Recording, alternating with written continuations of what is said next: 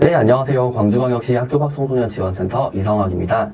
이번 편은 광주보건대학교 정민 선생님을 모시고 광주보건대학교 검정고시 입시에 대한 이야기를 들어보고자 합니다. 네, 선생님 안녕하세요. 네, 안녕하세요.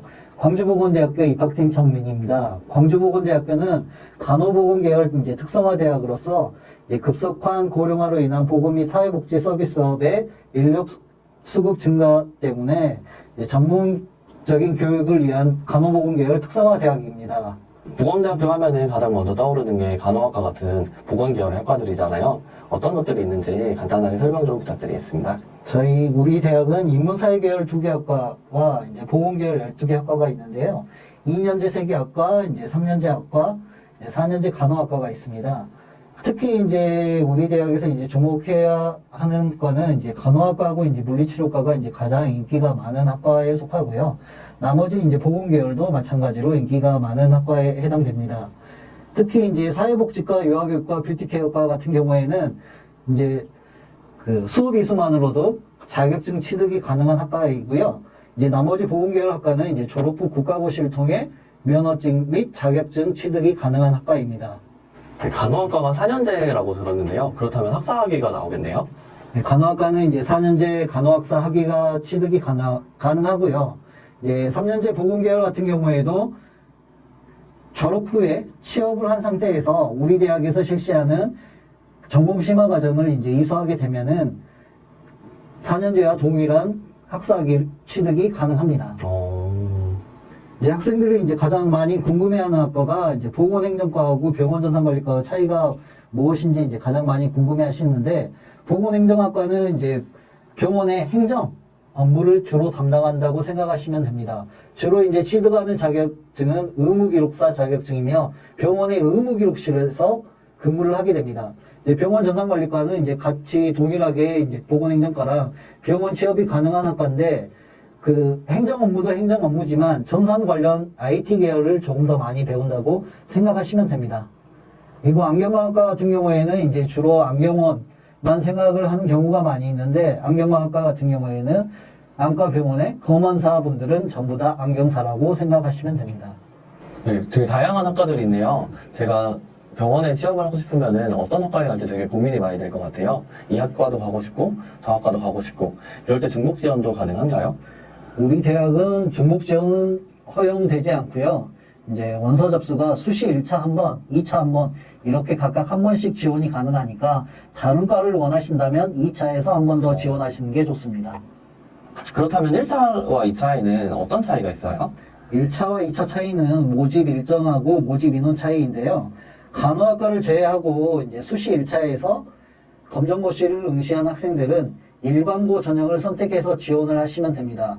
간호학과 같은 경우에는 수시 2차에서만 모집을 하기 때문에 간호학과를 원하시는 학생들은 2차에서 일반고 전형 선택해가지고 지원을 하시면 됩니다. 네, 그럼 1차와 2차에는 일정의 차이가 있잖아요. 일정은 어떻게 되는지 청소년들이 많이 궁금해할 것 같아요. 4년제 대학은 수시를 한 번만 모집을 하게 됩니다. 근데 전문대학 같은 경우에는 수시를 1차, 2차 나눠가지고 모집을 하는 대학이 많습니다. 우리 대학 같은 경우에는 수시 1차가 9월 23일부터 10월 13일까지이고, 수시 2차가 11월 23일부터 12월 7일까지입니다. 특히 4년제 대학 같은 경우에는 원서 접수 제한이 6회 제한이 있는데, 전문대학 같은 경우에는 횟수 제한이 없기 때문에 6회를 전부 다 지원하고 나서 전문대학은 따로 또 지원이 가능합니다. 만약 여러 대학을 지원해가지고 합격이 된 경우에는 12월 말에 원하는 대학 한 군데만 선택하셔가지고 등록만 하시면 됩니다. 기간이 이 정도면은 전문대 입시 모든 기간 동안, 원서 접수 모든 기간 동안 다 받고 계시는 건데요? 네, 그렇습니다. 그러니까 다른 대학을 지원했더라도 합격이 됐더라도 2차에서 수능 보고 나서 우리 대학 다시 한 번 더 지원할 수 있는 기간이 있으니 참고해가지고 지원을 해보시기 바랍니다. 네, 청소년들이 가장 궁금해하는 게 이 점수면 어느 대학을 갈 수 있나요? 또는 이 대학을 가려면 이 점수면 될까요? 이런 질문들인데요. 보건대에서는 검정고시 점수가 어떻게 환산되나요? 우리 대학에서는 검정고시 평균 점수를 내신 등급으로 환산해가지고 반영을 합니다. 일반고 전형 지원 시 면접이나 자기소개서 제출도 하지 않고요. 기타 다른 사항은 이제 전혀 반영을 하지 않고 평균 점수를 내신 등급으로 환산한 점수만 이제 반영을 하기 때문에 원서 지원 시 특별하게 신경 써야 될 문제는 없습니다. 이제 우리 대학에서 이제 가장 인기가 많은 학과인 간호학과, 물리치료과 같은 경우에는 이제 4등급 때 검정고시 평균 점수로 예상하면 90점 이상을 취득을 해야 합격 가능성이 있습니다. 나머지 이제 보건계열도 마찬가지로 5등급 85점 이상에 이제 해당되면은 충분히 합격 가능성이 있기 때문에 검정고시 평균 점수를 내신 등급으로 환산을 해서 전년도 모집 결과 참고해서 지원을 해보시는 게 좋습니다. 평균만 반영한다고 하셨는데요. 그렇다면은 뭐 특정한 과목을 잘 보고 특정한 과목을 못 보고 이런 것들은 전혀 중요하지 않은 건가 보네요. 광주보건대학교는 평균 점수를 이제 내신 등급으로 환산해서 반영하기 때문에 평균 점수가 가장 중요하고요. 만약 이제 내신으로 환산했을 때 동일 등급이 나오게 된다면 우선순위는 평균 점수 상위자가 1순위가 됩니다. 특히 이제 간호학과 같은 경우에는 수시 1차에서 일반고 그러니까 이제 검정고시 전형을 모집을 하지 않는데요.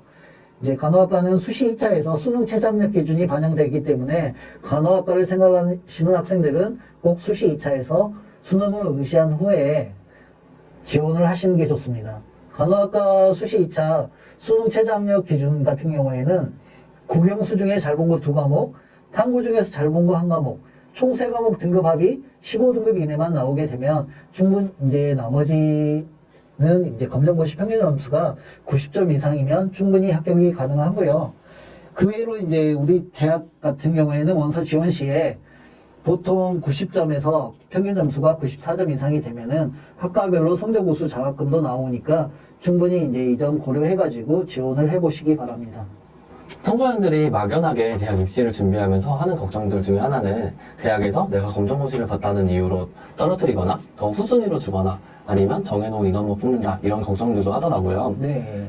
혹시 이런 걱정에 대해서는 어떤 답변을 주실 수 있을까요? 우리 대학 같은 경우에는 따로 뭐 평균 점수만 반영하기 때문에 차별 같은 건 없고요. 이제 검정고시 같은 경우에는 이제 과목 성적이 안 좋으면 재응시를 해가지고 성적을 더 높일 수 있는 방법이 있기 때문에 어떻게 보면 일반고 학생보다 훨씬 더 유리하다고 보시면 될 것 같습니다. 특히 이제 뭐 학교에 들어오셔가지고 검정고시를 봤다고 해서 수업을 못 따라오거나 하는 건 없고요. 이제 면허 취득을 위한 이제 학교이다 보니까 주로 암기나 이제 수업 이수만 열심히 하게 되면 국가고시도 충분히 합격이 가능하고 특히 이제 몇몇 학과 같은 경우에는 수업 이수만으로도 자격증이 나오니까요. 걱정하지 말고 지원을 하시면 좋을 것 같습니다. 그러면 끝으로 3가지 요약을 해볼게요.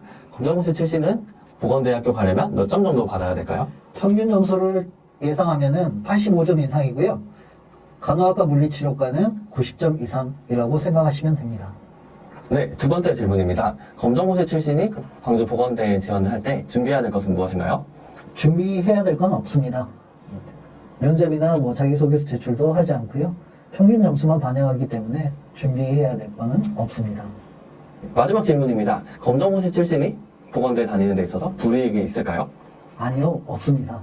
마지막으로 하고 싶으신 말씀 있으실까요? 제 광주보건대학교에 많은 관심 가져주시기 바랍니다. 감사합니다. 네, 지금까지 광주보건대학교 정민 선생님께서 함께 하셨습니다. 감사합니다.